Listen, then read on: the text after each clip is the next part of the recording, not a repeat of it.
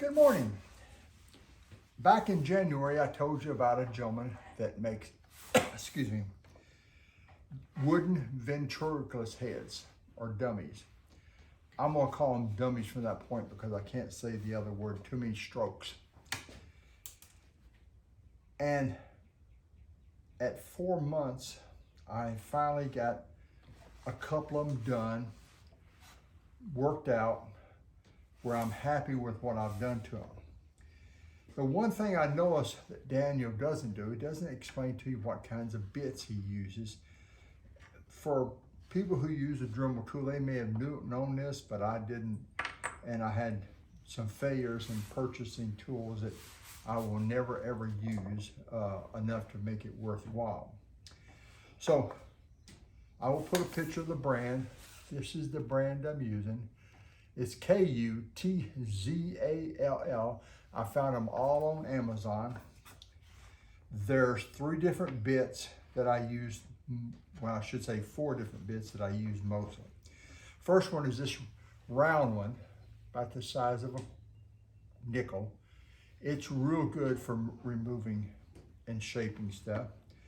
The next one is, looks like a little cylinder, but this is a grinding. It really does a really good job.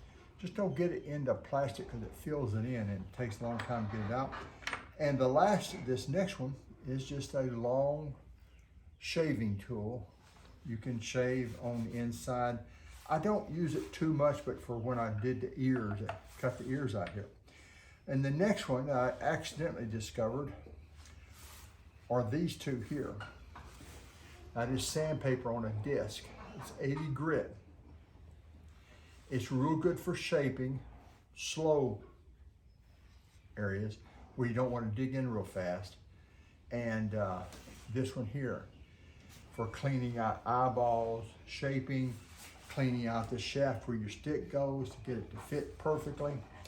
But these are the ones I use the most for the Dremel tool. The next tool that I use a lot is a grinder. This thing here will shave wood back real fast, get down to where you want to work at it.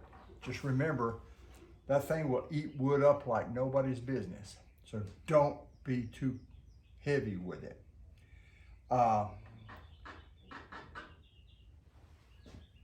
And then I use palm sanders, orbiter sanders.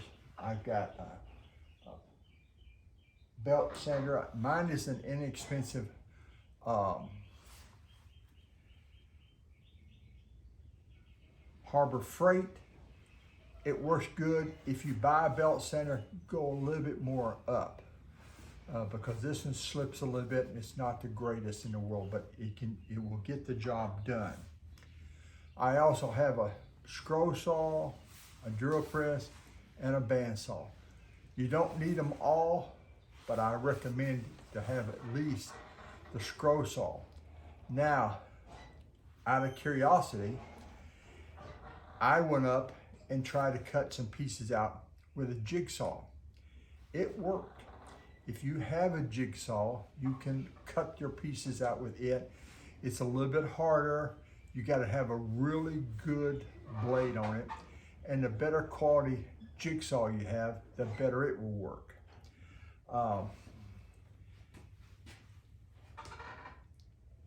I'm trying to tell you this because if you watch Daniel's channel, he doesn't go into detail on the different tools.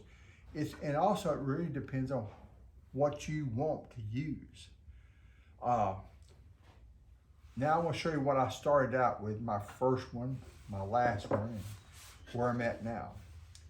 My first attempt was this guy here.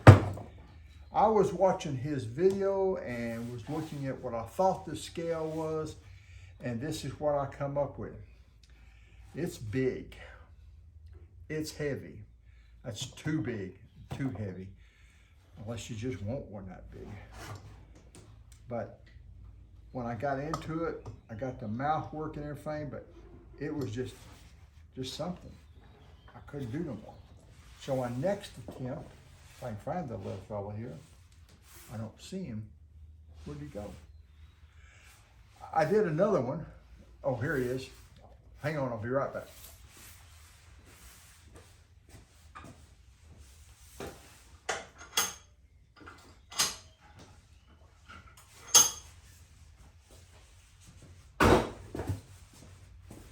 This was my second attempt. He's all right, he's a pretty decent size, but it was just a little smaller than I wanted it to be. This is very poor quality wood. On my first ones that I make, I thought I'm gonna use some scrap lumber, wood laying around. I had an old shelf that I tore apart and I used the wood off of it. It's not very good wood.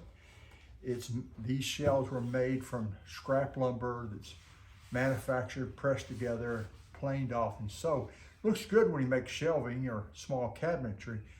The design looks fine, but for working on this, it's not very good because there's probably at least 2 or 3 different species of trees mixed in here because they just buy it by the truckload and manufacture it. My next one that I started out was this one. This is the size that I wanted. It works real good. I'm real happy with it. And it has good movement on it. I made a short. Good morning. I just wanted you to see the inside workings of my dummy's head and how it moves up and down. I use a simple piece of aluminum here. It goes from the jaw or lower lip jaw to a lever up here and goes across to a cable that comes through the head, comes down to a lever like this. I do this because I could never get the string on to work. There was too much friction, me pulling on it, and I didn't get the action. Now, I've seen Daniel do them, and he does them, and they work great, fantastic. I just don't have that luck. But I wanted you to see how mine are in there. My eyeballs are just shoved in there. And if you can see, there's a hook right there, because that's the way I originally built this, was the way Daniel did it. But this seems to work real good, and I'll try it on my next one.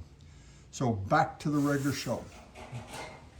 Video, and I'm gonna try to insert it in here so you can see how the mechanics on this. Daniel uses a string with a ring, which works great. I have a dumb thumb. I couldn't handle it at all. If you're interested in it, I really recommend you go to his channel, and if you'll look up, and I'll put it in the description down here,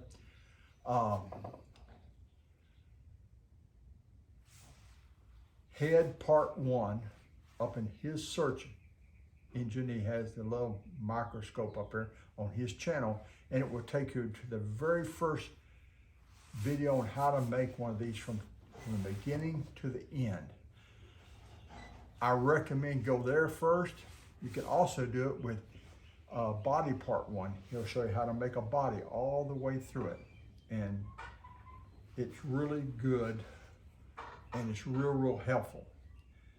Now, to keep this video not so long, I'm gonna cut it off right now. I'm gonna do a part 2. This is part 1. I'll do part 2, and that way, if you don't want to see the next section, I'm gonna describe the patterns and how they're made and how to glue the wood together. You can see all that on his, but I want to give you some dimensions on my pattern, something to get started with. I'll be back in just how do they say,